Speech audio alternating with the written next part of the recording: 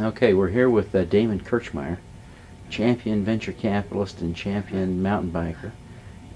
Damon, why don't you walk us through your wall of fame here? Well, sure. Got a few of them on here.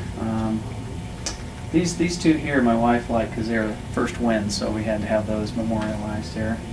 Got a few. That's a national championship second, over here, and a couple of close calls. And this year, these are downhill national champion this year and mountain cross national champion. And then from the world championships, I've got a bronze and a silver. It'd be kind of nice to round out that collection, so I'm working on that maybe next year.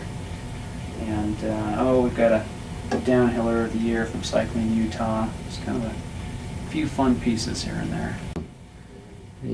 What was for you the biggest victory? It had to have been this one right here. I showed up at the World Championships and didn't know what to expect. They spoke a different language. I was kind of lost. I was by myself, but I was really able to focus on racing, which was great. And to come in and get second in the world, I was pretty happy about that. So Damon, tell us a little bit about how you got into the sport.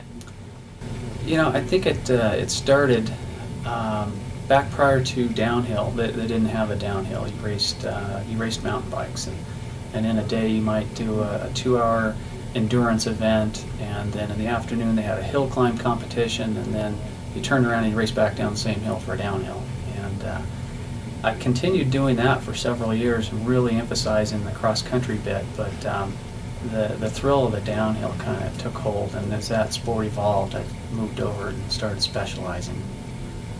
One of the things that's impressed me as I've gotten to know you over the years is the amount of training and preparation you put in.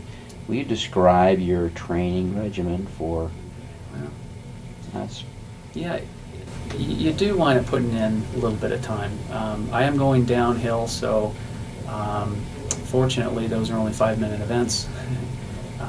It doesn't take quite the number of hours in the saddle, but right now I've just started into an off-season program, so I'll be in the weight room 5 days a week. Lifting weights for 5, cardio on 3.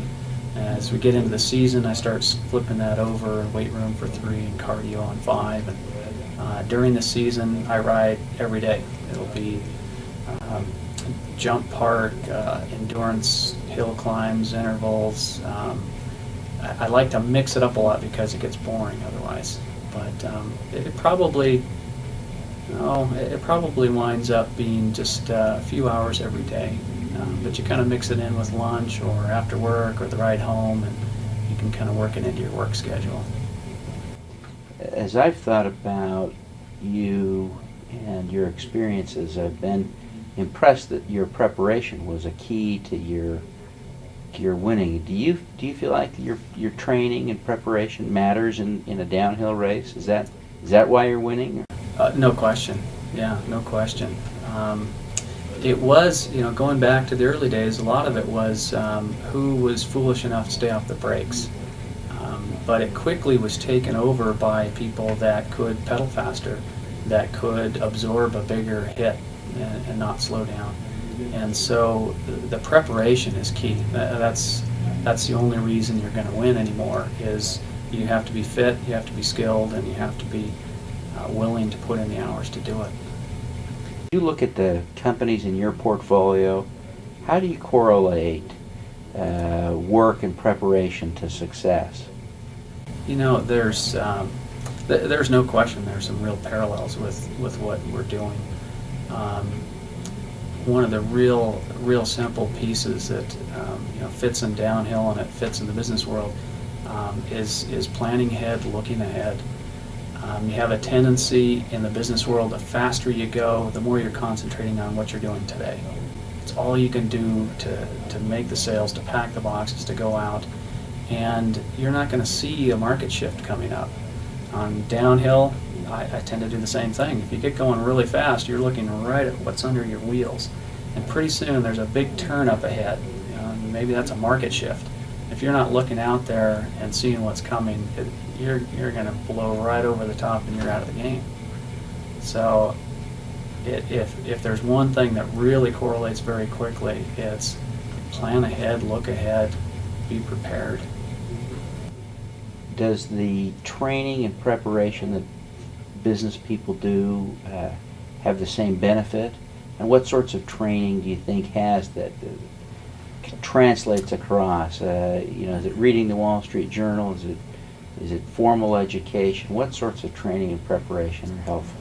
Well, I think that a good example can really be that you want to be prepared for your meetings and for these key interactions that you have with be it investors or customers. I'm really surprised continually how many people come in wanting to raise capital, and you ask them what their valuation is and they've never thought about it. That was pretty short-sighted. They should have been prepared. If I'm going to go in and I'm going to talk to an investor, they're going to want to know my valuation. They're going to want to know how much we've sold. They want a key marketing plan, and you should prepare for these types of things. Know who you're talking to, and do the prep work that it's going to take so you can come across credible when you're in front of them. One of the things I sometimes see in my experience is that people who are working very hard seem to be just always working, aren't always successful. Where do you think that breaks down? What's the problem in the hard work that doesn't lead to success? It's cliche to toss out work smarter, not harder.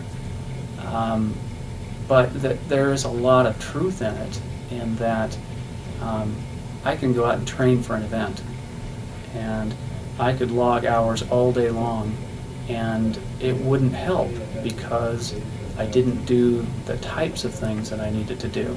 Find out that in preparation for a particular area, you may need a skill which is jumping, big jumps in this thing.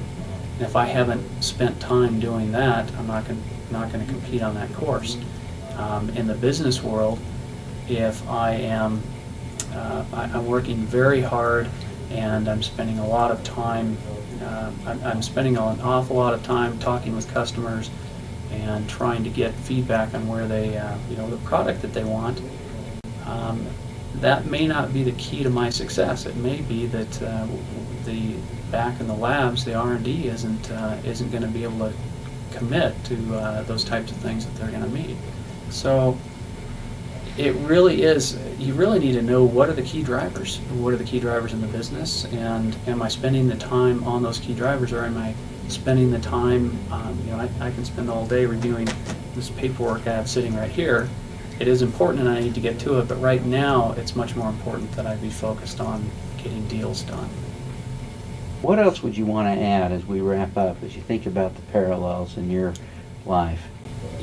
I can't emphasize enough, love what you do. If you don't like what you're doing, fix it or change careers.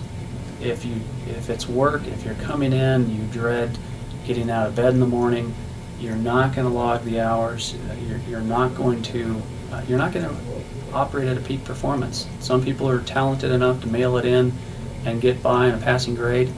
But if you are really motivated, you really love what you do, you'll do whatever it takes, and it's not work anymore.